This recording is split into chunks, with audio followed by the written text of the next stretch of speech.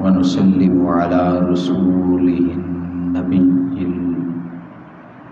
الكريم المكين الحنين الرؤوف الرحيم. أما بعد، فأعوذ بالله من الشيطان الرجيم.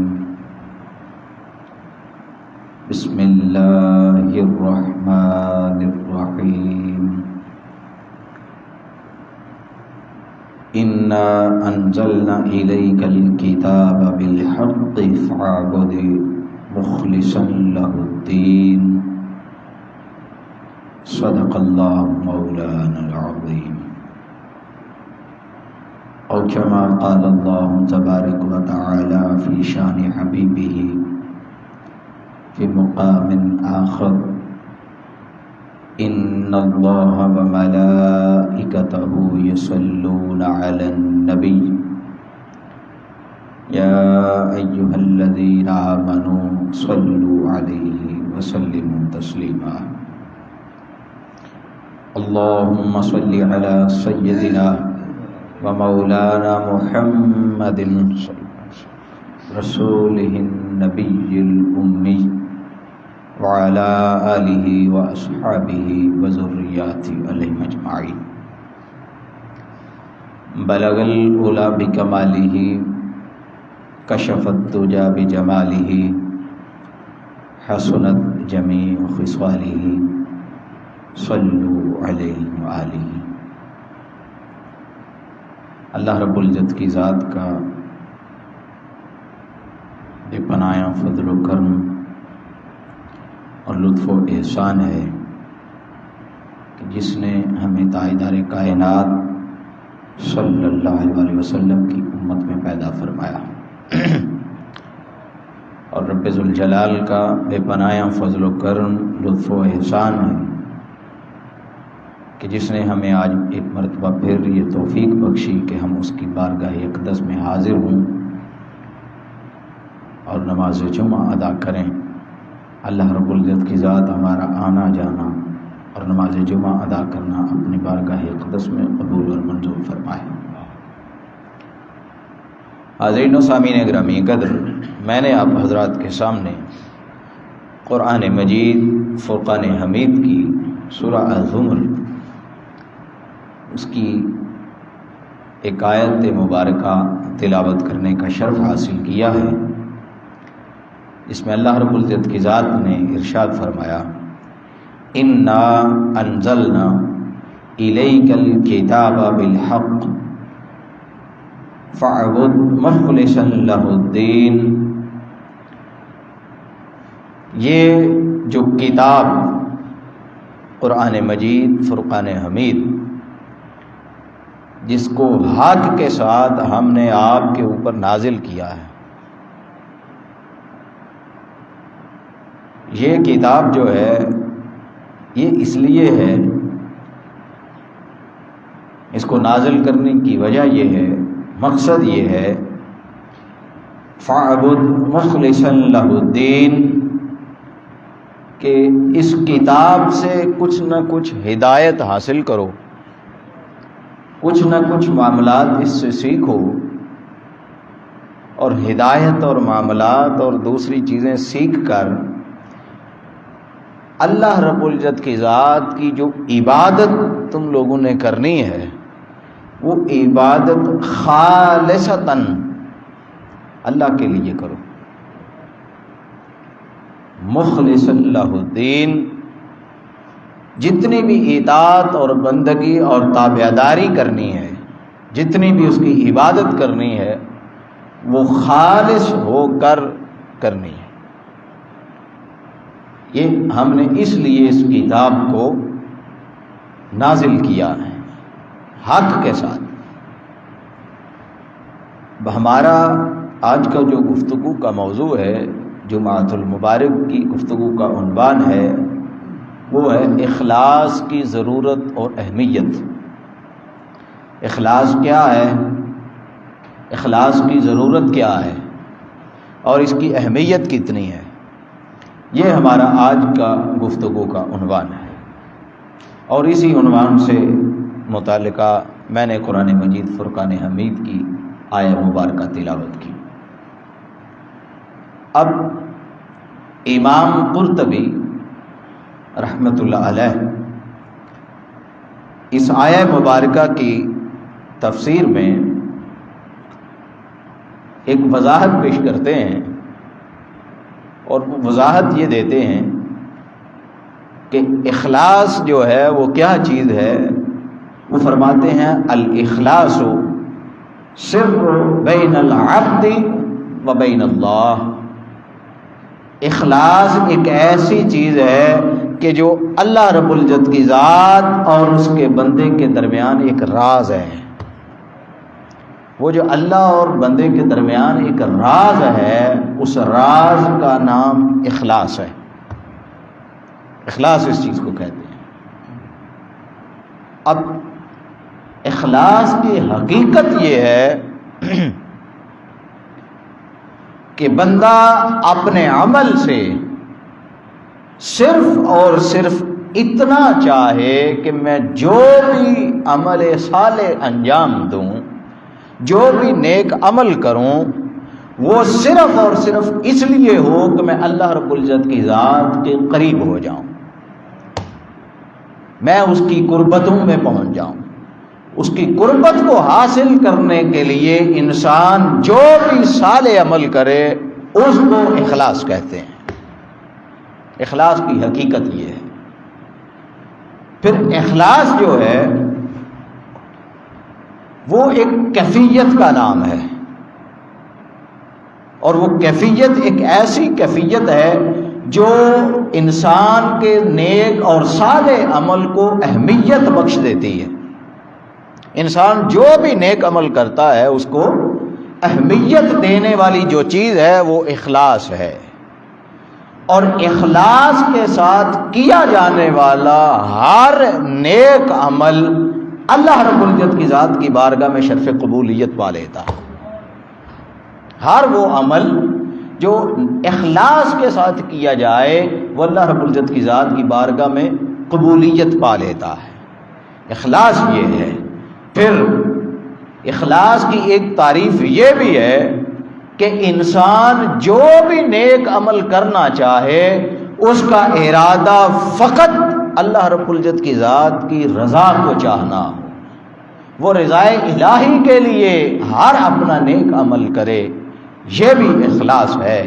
پھر اہل علم کے ہاں اخلاص کی تعریف یہ بھی ہے کہ بندہ اپنے ظاہراً اور باطناً دونوں اعمال میں ہر وقت اللہ رب العزت کی ذات کی رضا چاہتا ہو، اور ظاہر میں اور باطن میں کوئی فرق نہ ہو، جیسی اس کی گفتگو ہو وہی اس کا عمل ہو، اور جو اس کا عمل ہو وہی اس کا بیان ہو، زبان اور دل ملتے ہوں۔ اس کیفیت کا نام اخلاص ہے۔ پھر اخلاص ایک اور چیز کا نام بھی ہے۔ آپ کوئی بھی عمل کریں، کوئی بھی عبادت کریں، اس عبادت میں، اس عمل میں کسی بھی چیز کی آمیزش نہ ہو۔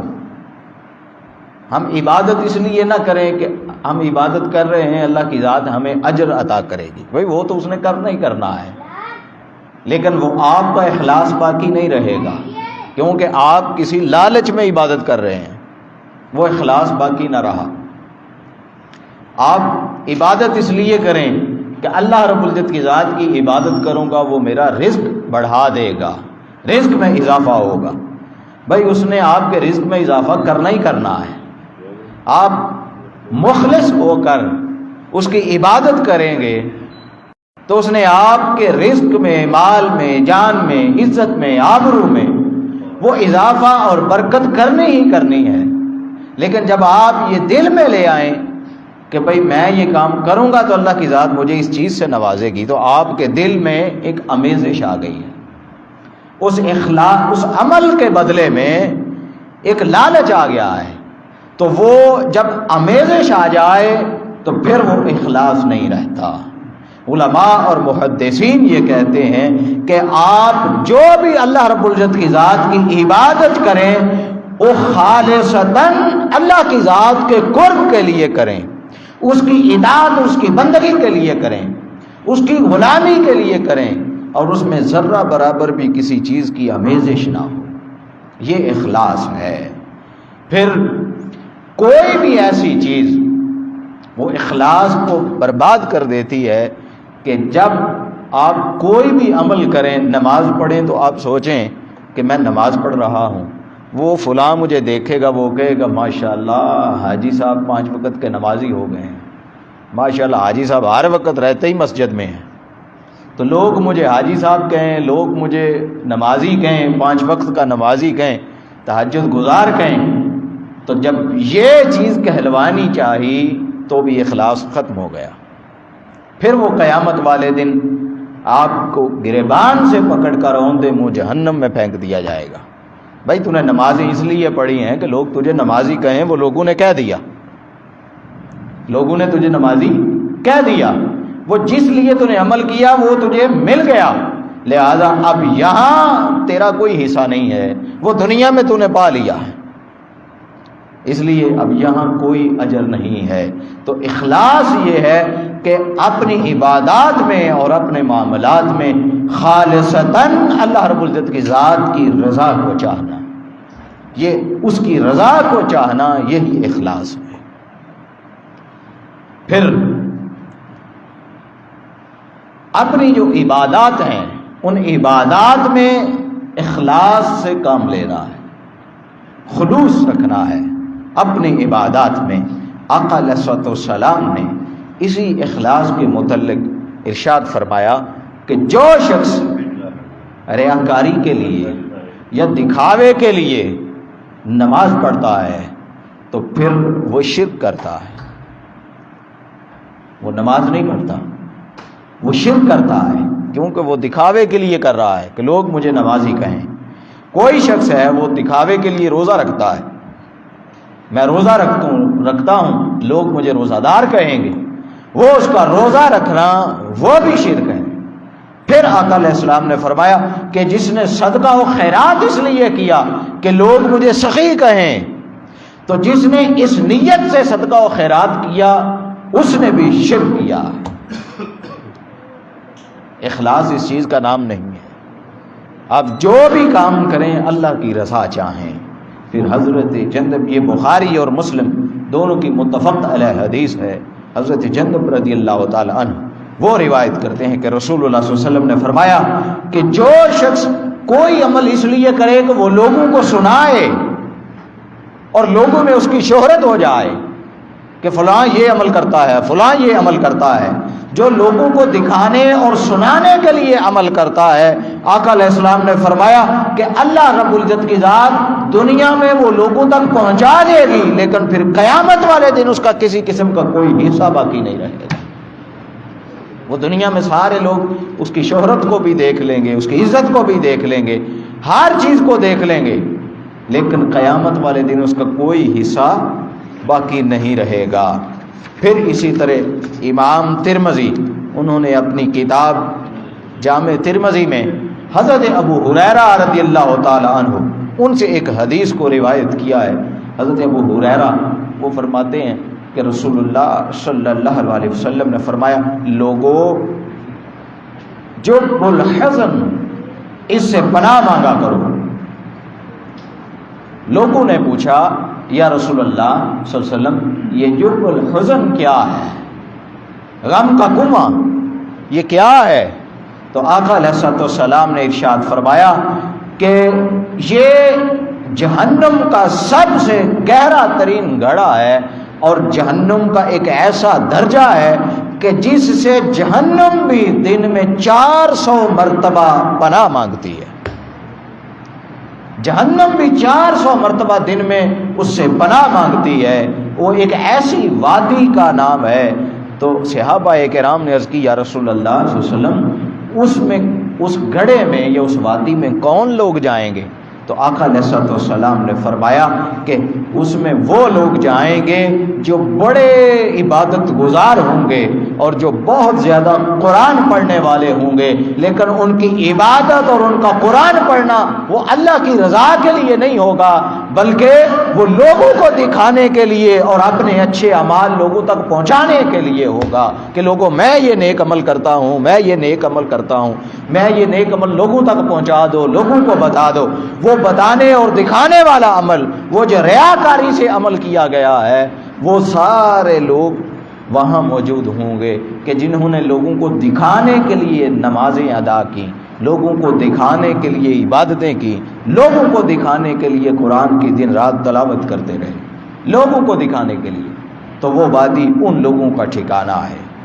پھر اخلاص ایک ایسی چیز ہے کہ جو عبادات اور نیک اعمال ان سے متعلقہ ہر چیز کی روح جو ہے، عبادات اور نیک اعمال، ان تمام کی جو روح ہے وہ روح اخلاص ہے۔ اخلاص کو اس کی روح کی حیثیت حاصل ہے تمام عبادات اور نیک معاملات کی۔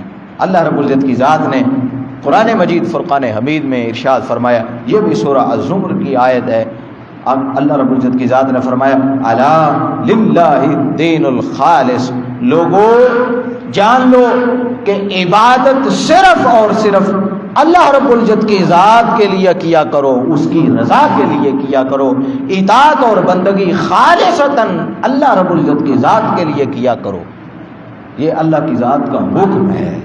پھر حضرت سیدنا سہیل دستری رحمۃ اللہ علیہ وہ روایت کرتے ہیں، وہ فرماتے ہیں کہ لوگوں اخلاص یہ ہے کہ بندے کا ٹھہرنا بھی اور بندے کا حرکت کرنا بھی، اس کا چلنا پھرنا، رک جانا، اٹھنا بیٹھنا، کھانا پینا، وہ سارے کا سارا خالصتاً جب اللہ کی رضا کے لیے ہو جائے تو پھر اسے اخلاص کہتے ہیں کہ بندہ اٹھے بیٹھے کھائے پیے وہ صرف اور صرف اللہ کی رضا کے لیے ہو تو وہ اخلاص ہے۔ حضرت سیدنا ابو عثمان النیشابوری رحمۃ اللہ علیہ وہ فرماتے ہیں کہ اخلاص یہ ہے کہ بندہ فقط اس رب العالمین اور رب ذوالجلال کی طرف ہر وقت متوجہ رہے، اس کی توجہ اللہ رب العزت کی ذات کے علاوہ کہیں اور طرف نہ ہو، اور وہ مخلوق کو اس خالق کے سامنے دیکھنا ہی بھول جائے، مخلوق کو اس خالق کے سامنے دیکھنا ہی بھول جائے، ہر وقت اس کی توجہ رب العالمین کی طرف ہو تو وہ اخلاص ہے۔ پھر حضرت سیدنا جنید بغدادی رحمۃ اللہ علیہ وہ فرماتے ہیں کہ اخلاص اللہ اور اس کے بندے کے درمیان ایک راز کا نام ہے، اللہ اور بندے کے درمیان ایک راز کا نام ہے اخلاص، اور وہ راز ایسا راز ہے، اس راز کو چھپانا ایسے چاہیے کہ جب آپ نیک عمل کریں تو آپ کے فرشتے کو بھی پتہ نہ چلے کہ اس نے کوئی نیک عمل کیا ہے، کہیں وہ لکھ نہ لے۔ اتنے راز کے ساتھ اللہ رب العزت کی ذات کی اطاعت اور بندگی کریں کہ آپ کا راز آپ کے فرشتے کو بھی معلوم نہ پڑے کہ آپ نے کون سا عمل کیا ہے، اتنا اس کو راز میں رکھیں۔ پھر انہوں نے فرمایا، مزید فرمایا کہ اتنا اس کو راز رکھنا ہے کہ شیطان کو بنک بھی نہ لگے، شیطان کو بھی بنک نہ لگے کہ آپ نے کوئی نیک عمل کر لیا ہے، کہیں وہ آپ کو بہلا اور پھسلا نہ دے، اتنا اس کو راز رکھیں کہ شیطان تک بھی یہ بات نہ پہنچے۔ اور پھر اپنے نفس اور اپنے جسم سے اس کو اتنا سا راز بنا کر رکھنا ہے کہ آپ کے نفس کو بھی معلوم نہ پڑے کہ آپ نے کون سا نیک عمل کیا ہے جو اللہ رب العزت کی ذات کی رضا کے لیے کیا ہے۔ اس راز کو اس طرح اپنے اندر دفن کرنا ہے، اس راز کو اتنا آپ نے دبا لینا ہے کہ آپ جو بھی نیک عمل اللہ رب العزت کی ذات کی رضا کے لیے کریں وہ بجائے اس کے کہ لوگوں کو پتہ چلے، لوگوں کو پتہ چلنے کی بجائے آپ کا جو اپنے جسمانی اعضاء ہیں، آپ کا نفس ہے، آپ کے نفس کو بھی بنک نہ لگے کہ آپ نے کوئی نیک عمل کیا ہے، شیطان کو بھنک نہ لگے، آپ کے فرشتے کو بھی پتہ نہ چلے کہ آپ نے نیک عمل کیا ہے۔ یہ حضرت جنید بغدادی فرماتے ہیں۔ پھر اخلاص ایک ایسی کیفیت ہے، ایک ایسی شے ہے اور ایک ایسی اعلیٰ چیز ہے کہ جو عمل آپ تھوڑا سا بھی کریں، عمل قلیل ہو لیکن اس میں اخلاص ہو، عمل قلیل ہو، تھوڑا ہو لیکن اخلاص موجود ہو، تو وہ قلیل عمل بھی بہت بڑا بن جاتا ہے، اللہ کی بارگاہ میں بہت بڑا بن جاتا ہے۔ اور جب اعمال کی کثرت ہو لیکن ان میں اخلاص نہ ہو تو پھر وہ جو صدق اور اخلاص سے حالی عبادات ہیں، پھر وہ عبادات آپ کے لیے کوئی فائدہ مند نہیں۔ عمل زیادہ ہو، اخلاص نہ ہو تو وہ سارے اعمال برباد ہیں۔ عمل تھوڑا ہو، اخلاص موجود ہو تو وہ تھوڑا سا عمل بھی کثیر عمل ہے۔ آقا علیہ الصلوۃ والسلام نے فرمایا نیت المؤمن خیر من عملہ، لوگوں جان لو مومن شخص جو ہوتا ہے اس کی نیت اس کے عمل سے بہتر ہوتی ہے، اس کی نیت اس کے عمل سے بہتر ہوتی ہے، اس لیے کہ نیت کو کوئی نہیں جانتا کہ یہ شخص جا رہا ہے تو یہ کہاں جا رہا ہے، اس نے کہاں کی نیت کی ہوئی ہے، نیت کوئی شخص نہیں جانتا۔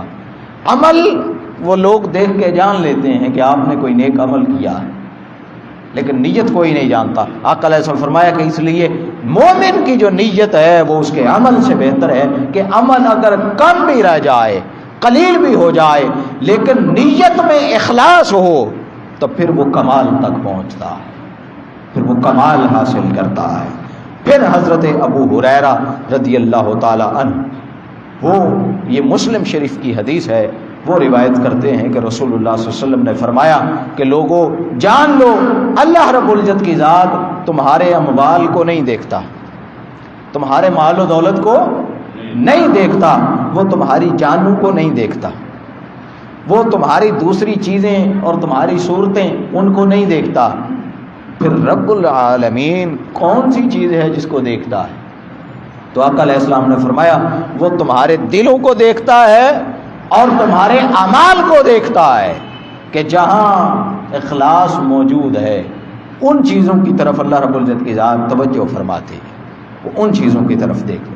پھر آقا علیہ السلام نے فرمایا کہ اگر کوئی شخص ایسا ہو کہ اس نے خلوص نیت کے ساتھ، صدق اور اخلاص کے ساتھ اللہ رب العزت کی ذات کی بارگاہ سے شہادت چاہی ہو، شہادت مانگے، اور پھر وقت ایسا آ جائے کہ اس کو میدان جہاد میں شہادت نصیب نہ ہو، وہ میدان جہاد میں جنگ لڑتا ہوا شہید نہ ہو سکے، وہ بے شک اپنے گھر میں بستر پر بخار سے ہی کیوں نہ فوت ہو جائے، اس کی نیت کی وجہ سے اللہ رب العزت کی ذات قیامت والے دن اس کو شہداء میں اٹھائے، وہ شہداء میں گنا جائے گا، اس کی موت شہادت کی موت ہوگی۔ کیوں؟ اس لیے کہ اس نے اخلاص کے ساتھ اور صدق کے ساتھ اللہ رب العزت کی ذات کی بارگاہ سے شہادت کی موت طلب کی ہے۔ تو بے شک اس کی موت اب پہلے لکھی جا چکی ہے کہ اس نے کس طرح واپس میرے پاس پلٹنا ہے، موت تو پہلے اللہ کی ذات نے لکھ دی ہے، لیکن وہ ساری عمر دعائیں کرتا رہتا ہے، موت کا کسی کو علم نہیں، ساری عمر یہی دعا ہوتی ہے کہ باری تعالیٰ شہادت کی موت دے۔ اب اللہ رب العزت کی ذات چونکہ جو اس نے ایک قانون بنا لیا ہے، اللہ رب العزت کی ذات کا قانون اور قاعدہ تو نہیں بدلتا، وہ اپنا قانون نہیں بدلتی ذات، تو پھر کیا ہوتا ہے کہ اس کی دعاؤں کی وجہ سے اللہ رب العزت کی ذات بے شک وہ بخار سے ہی کیوں نہ فوت ہو جائے، اللہ رب العزت کی ذات اس کو شہادت کا رتبہ ادا کر دیتی ہے۔ پھر اسی طرح آقا علیہ السلام نے اخلاص کی خوبیاں بیان فرمائیں، اور آقا علیہ السلام نے اخلاص کے بارے میں مزید فرمایا کہ یہ اخلاص ایک ایسی چیز ہے جو اللہ رب العزت کی ذات کو اللہ رب العزت کی ذات کے قریب آپ کو کر دیتا ہے، اس کے قرب تک پہنچا دیتا ہے۔ پھر اللہ رب العزت کی ذات نے مزید ارشاد فرمایا من جاء بالحسنۃ فلہ عشر امثالھا، لوگوں جو شخص تھوڑی سی عبادت کر لے وہ ایک نیکی لائے تو پھر ہوگا یہ، میں اسے جو اجر عطا کروں گا وہ اجر یہ ہوگا عشر امثالھا، جیسے اس ایک نیکی کے 10 حصے ہو جائیں، وہ 10 گنا ہو جائے، وہ جس طرح 10 گنا بڑھا دی جائے گی اسی طرح میں اس کو اجر عطا کروں گا۔ یہ اخلاص کے ساتھ ہونے والی عبادت ہے کہ ایک نیکی آپ کریں گے، اللہ رب العزت کی ذات اس کے بدلے میں آپ کو 10 گنا اجر عطا فرمائے گی۔ پھر یہ 10 گنا بھی ہے، 70 گنا بھی ہے، 700 گنا بھی ہے، اور پھر اس سے بڑھ کر بے حد اور بے حساب بھی ہے۔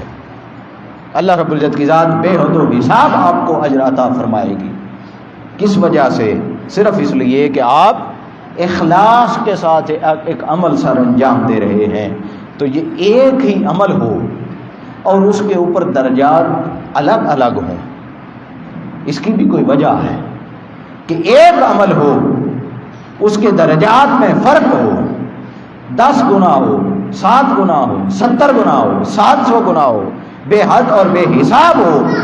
یہ صرف اور صرف یہ درجہ بندی کا جو فرق ہے وہ فرق صرف اس لیے ہے کہ وہ آپ کا اخلاص ہے۔ آپ جتنے اخلاص کے ساتھ اس عبادت کو سر انجام دیں گے، اللہ رب العزت کی ذات آپ کے درجات کو اتنا بڑھاتی چلی جائے گی، اتنا زیادہ آپ کو اجر و ثواب عطا کرے گی۔ پھر مزید یہ کہ جب انسان اس دنیا میں اخلاص کے ساتھ ایک قلیل عمل کرے گا، تھوڑا عمل کرے گا، تو جب قیامت والے دن اس کا نامہ اعمال اس کے سامنے پیش کیا جائے گا اور وہ اپنے نامہ اعمال میں دیکھے گا کہ اس میں اتنی زیادہ نیکیاں لکھی ہیں، وہ حیران ہو جائے گا۔ وہ پوچھے گا اے باری تعالیٰ، میں نے تو اتنا عمل نہیں کیا، میرے نامہ اعمال میں اتنی زیادہ نیکیاں کیسے لکھی گئی ہیں؟ تو اسے بتایا جائے گا کہ حیران نہ ہو، وہ جو تو نے عبادت صرف اللہ رب العزت کی ذات کی رضا کے لیے، اس کی اطاعت و بندگی کے لیے، خالصتاً اس کی رضا چاہنے کے لیے کی ہے، اس کے بدلے میں اللہ رب العزت کی ذات نے تجھے یہ درجات عطا کر دیے ہیں کہ اب ساری نیکیاں وہ جو تو کم جانتا ہے ان سب کو بڑھا کر یہ سارے کا سارا نیکیوں کا پہاڑ تیرے سامنے کھڑا کر دیا۔ یہ پہاڑ انہی نیکیوں کا ہے جو اخلاص کے ساتھ تو نیک عمل کرتا رہا ہے۔ پھر اسی طرح کوئی ایسا شخص کہ جو گناہ کا ارادہ کرے، نیت کر لے کہ میں نے فلاں گناہ کرنا ہے، یہ فرشتہ وہ گناہ نہیں لکھتا، اس کو حکم ہوتا ہے کہ ابھی اس نے سوچا ہے، کیا نہیں، ابھی لکھنا نہیں، یہ فرشتے کو لکھنے نہیں دیا جاتا۔ پھر تھوڑی دیر بعد اس کی نیت بدل جاتی ہے، وہ ہر چیز پر قادر ہونے کے باوجود اللہ رب العزت کی ذات کا خوف کھاتا ہے، اس کا خوف کھا کر وہ اس گناہ کی طرف مائل نہیں ہوتا، وہ گناہ سر انجام نہیں دیتا، تو وہ نیکی والا فرشتہ وہ اسے کہتا ہے ہاں بتاؤ، کہا تھا نا کہ ابھی نہ لکھنا، دیکھو اس نے گناہ نہیں کیا، کیا وہ یہ والا فرشتہ، دائیں طرف والا فرشتہ، وہ اس کی نیکی لکھ لیتا ہے، وہ اس کی نیکی لکھ لیتا ہے۔ بھئی یہ کیوں؟ وہ پوچھتا ہے کہ جب گناہ کا ارادہ کیا تو تم نے لکھنے نہیں دیا، اور اس نے نیکی تو کی کوئی نہیں، تم نے فوراً اپنے رجسٹر میں اس کی نیکی درج کر لی ہے، اس کی کیا وجہ ہے؟ نیک عمل تو اس نے کیا نہیں۔ تو آقا علیہ الصلوۃ والسلام نے فرمایا اس کی وجہ یہ ہے کہ اس شخص نے خالصتاً اللہ رب العزت کی ذات کے ساتھ خلوص رکھا، اور اس خلوص کی وجہ سے اس نے خوف کھایا، خوف کھا کے گناہ چھوڑ دیا۔ وہ جو اس نے خالصتاً اس کی رضا کے لیے گناہ کو چھوڑا ہے، دراصل یہ بھی نیکی ہے، یہ بھی ایک نیکی ہے جو اس فرشتے نے لکھ لی ہے۔ اس گناہ سے، اس کے خوف سے، گناہ سے بچ جانا، یہ بھی نیکی ہے، اور فرشتہ اس نیکی کو لکھ لیتا ہے۔ پھر اخلاص جو ہے اس کے 2 درجات ہیں، ایک ہوتا ہے مخلص، ایک ہوتا ہے مخلص، 2 درجات، لیکن زیر اور زبر کا فرق ہے، اور زیر اور زبر ان ایک چھوٹے سے فرق سے درجات بدل جاتے ہیں. ایک ہے مخلص، ایک ہے مخلص. ان دونوں کے درجات کا اب دیکھیں کہ دونوں کے درجات کیا ہیں. مخلص جو ہے وہ ایک ایسی کیفیت ہے کہ وہ جب انسان نیکی کی طرف چلتا ہے تو وہ اس کی ابتدا ہوتی ہے، اس کی ابتدا ہوتی ہے. اس پر شیطان کے حملے جاری رہتے ہیں. شیطان حملے کرتا رہتا ہے کہ کسی طرح نیکی سے بچ جائے، کسی طرح یہ نیکی نہ کرے، یہ بہل جائے، پھسل جائے. وہ ہوتا ہے مخلص جو ابھی صرف اللہ کی راہ میں چلتا ہے. اللہ رب العزت کی ذات نے ارشاد فرمایا فَادْعُوا اللَّهَ مُخْلِصِينَ لَهُ الدِّينَ. لوگو اللہ رب العزت کی ذات کی اطاعت اور بندگی خلوص نیت کے ساتھ کیا کرو، اپنی نیتوں کو خالص رکھا کرو اور پھر اس کی عبادت کیا کرو. یہ ہے مخلص. اب مخلص جو ہے قرآن سے پوچھتے ہیں کہ مخلص کی تعریف تو کر دی ہے، اب مخلص بھی بتا دیں مخلص کون ہے. تو قرآن ہمیں یہ بتاتا ہے کہ آؤ بتاتا ہوں مخلصین کا تذکرہ بھی میرے اندر موجود ہے. قال فبعزتك لأغوينهم اجمعين الا عبادك منهم المخلصين. کہ جب شیطان کا اللہ رب العزت کی ذات کے ساتھ مکالمہ ہوتا ہے اور وہ قیامت تک کے لیے مہلت مانگتا ہے تو وہ قسم کھاتا ہے، وہ کہتا ہے قال فبعزتک، اے رب تعالی مجھے تیری عزت اور جلالت کی قسم ہے، میں کیا کروں گا لأغوینہم اجمعین، میں ان سب کو گمراہ کرتا رہوں گا، ان سب کو تیرے رستے سے روکوں گا، گمراہ کرتا رہوں گا. یہ اللہ رب العزت کی ذات کے سامنے کھڑے ہو کے شیطان کہہ رہا ہے. لیکن یہ کن کے لیے؟ مخلصین، جو ابھی اس رستے پر چل رہے ہیں، جو چلنا سیکھ رہے ہیں، ان کے لیے وہ کہہ رہا ہے کہ میں ان کو روک لوں گا، گمراہ کروں گا. آگے وہ خود کہہ رہا ہے کہ کچھ لوگ ایسے ہیں کہ میں ان کو گمراہ نہیں کر سکتا.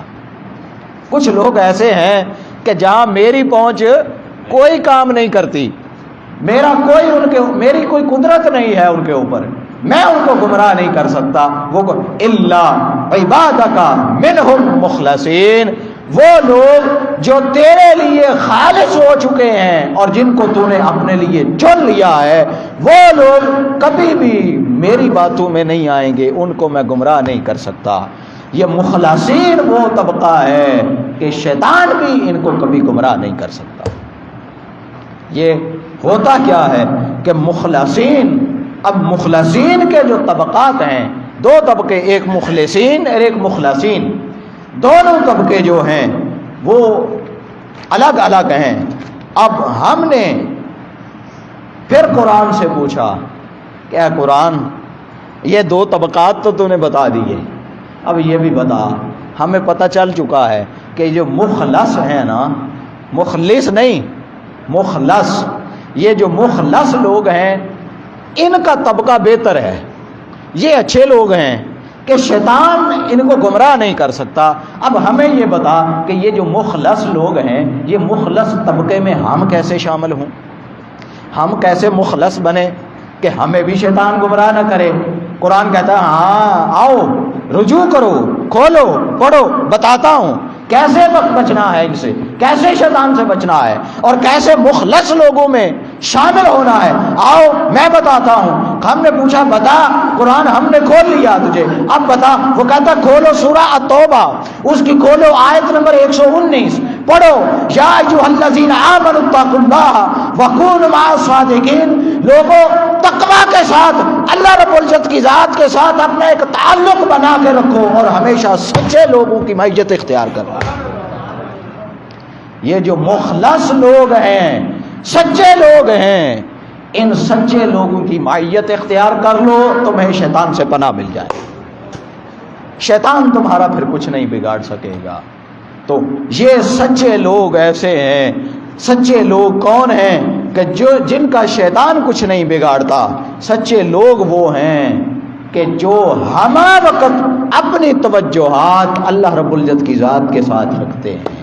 ان کا چہرہ کبھی بھی اللہ رب العزت کی ذات سے ہٹایا نہیں جا سکتا، کبھی بھی وہ اپنی توجہ رب ذوالجلال کے چہرے کی طرف سے ہٹاتے نہیں ہیں.